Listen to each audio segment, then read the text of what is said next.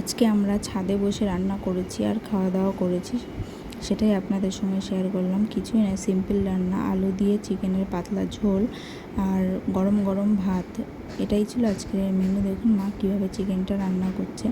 কড়াইতে তেল দিয়ে আলুগুলো ভেজে তুলে নিয়ে তার মধ্যে গরম মশলা, শুকনো লঙ্কা ফোড়ন দিয়ে পেঁয়াজটা ভালো করে কষিয়ে নিয়ে তার মধ্যে লঙ্কার গুঁড়ো দিয়ে ভালো করে নেড়ে চেড়ে মধ্যে হলুদ গুঁড়ো দিয়ে দিল, দিয়ে এটাকেও ভালো করে নেড়ে চেড়ে তার মধ্যে আগে থেকে পেস্ট করে রাখা আদা আর রসুন এর পেস্টটা দিয়ে দিল, দিয়ে একটু জল দিয়ে ভালো করে মশলাটা কষিয়ে নিয়ে আগে থেকে ধুয়ে রাখা মাংসটা দিয়ে দিল।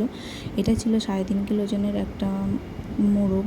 এটা খেতে খুব সুন্দর লেগেছিল, এটা দারুণ টেস্টি হয়েছিল। তারপরে দেখুন মা লবণ দিয়ে ভালো করে নেড়ে চেড়ে ঢেকে দিয়েছে। ঢাকনা খুলে আবার কষিয়ে নেবে, কারণ এটা একটু বড় ছিল, ওই জন্য বারবার ঢেকে ঢেকে এটাকে কষাতে হয়েছে। এবার এর মধ্যে দিয়ে দিচ্ছে জিরে গুঁড়ো।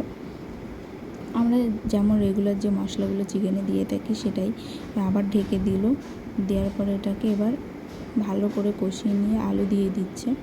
আলুটা সিদ্ধ করার জন্য মা নেড়েছে, আবার ঢাকনা দিয়ে ঢেকে দিল।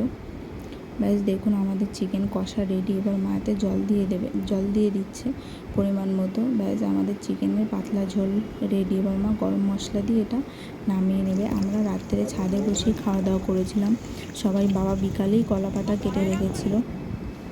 ব্যাস আমরা সবাই বসে গেছে। দেখুন আমার 2 ছানা বসে যায়, দেখুন চিকেনের কালারটা কি সুন্দর এসছে। ব্যাস এই ছিল আজকে আমাদের রাত্রের মেনু। দেখুন আমরা সবাই খাওয়া দাওয়া করতে বসে গেছি ছাদেই, লাইট জ্বালিয়ে। ছাদে খুব সুন্দর হাওয়াও হচ্ছিল, সঙ্গে দেখুন শসা আর পেঁয়াজ ছিল। আমার পুচকে দুটোও বসেছে খেতে। যদি আপনাদের এই ভিডিওটা ভালো লাগে একটা লাইক আর চ্যানেলটাকে সাবস্ক্রাইব করে পাশে থাকবেন। টাটা।